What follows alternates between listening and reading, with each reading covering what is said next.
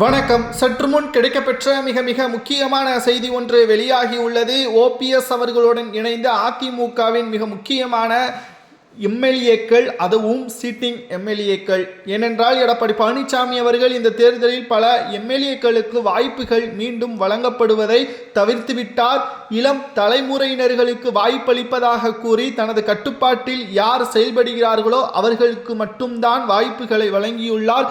ஆனால் இது மிகப்பெரிய ஒரு துரோகம் என்று அதிமுகவின் சிட்டிங் எம்எல்ஏக்கள் தற்பொழுது பெரும் படையுடன் கூட்டமாக சசிகலாவின் பக்கமும் அதே சமயம் ஓபிஎஸ் அவர்களுடனும் தற்பொழுது சென்றுள்ளார்கள். இது அதிமுகவின் வாக்கு வங்கியை மிகப்பெரிய அளவில் சோதனைக்கு உள்ளாகும். ஏனென்றால் ஓபிஎஸ் அவர்கள் தற்பொழுது திமுகவில் இணைந்து விட்டால் மிக முக்கியமான பொறுப்பும் போடி தொகுதியில் போட்டியிடக்கூடிய வாய்ப்பும் திமுகவின் தலைவர் ஸ்டாலின் அவர்கள் கொடுத்து விட்டார். தற்பொழுது அதிமுகவின் நிலைமை என்னதான் இருக்கிறது? கடந்த தேர்தலை விட இந்த தேர்தலில் போட்டிகள் அதிகம், வாக்குகள் மிகவும் மோசமான முறையில் பிரியும். இதனால் சில தொகுதிகளில் சில ஆயிரங்கள், சில 100 ஓட்டுகளில் கூட தோல்வி அடையக்கூடிய ஒரு சூழல் உருவாகும் என்பது எல்லா கட்சி தலைவர்களுக்கும் நன்றாகவே தெரியும். ஆனால் அதிமுகவின் நிலைமை என்ன தெரியுமா?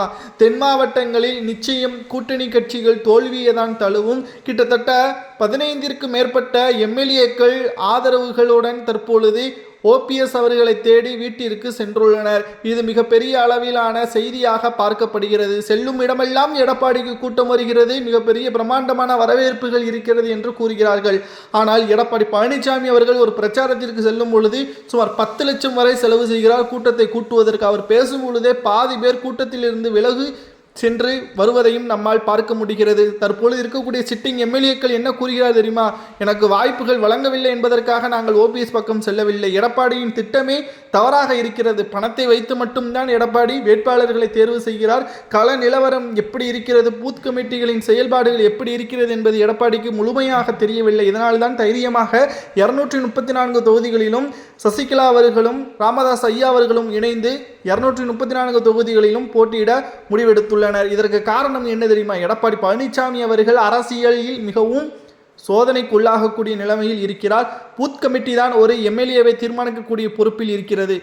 முன்னாள் அமைச்சர்களோ தற்போது இருக்கக்கூடிய அமைச்சர்களோ களத்தில் சென்று வேலை செய்ய மாட்டார்கள். பூத் கமிட்டிகளின் நிர்வாக பொறுப்புகளை கவனிப்பதில் தான் அவர்களது முழு கவனமே இருக்கும். அப்படிப்பட்ட ஒரு பூத் கமிட்டி நிர்வாகத்தை கூட எடப்பாடியால் செய்ய முடியவில்லை என்ற ஆதங்கத்தினால்தான் தற்பொழுது ஓபிஎஸ் அவர்கள் பக்கம் சென்று தங்களது பகுதி மக்களுக்கு நல்ல செயல் திட்டங்களை கொடுப்பதற்காக நாங்கள் ஓபிஎஸ் உடன் இணைந்துள்ளோம் என்று சில முக்கியமான 20 எம்எல்ஏக்கள் தெரிவித்துள்ளனர்.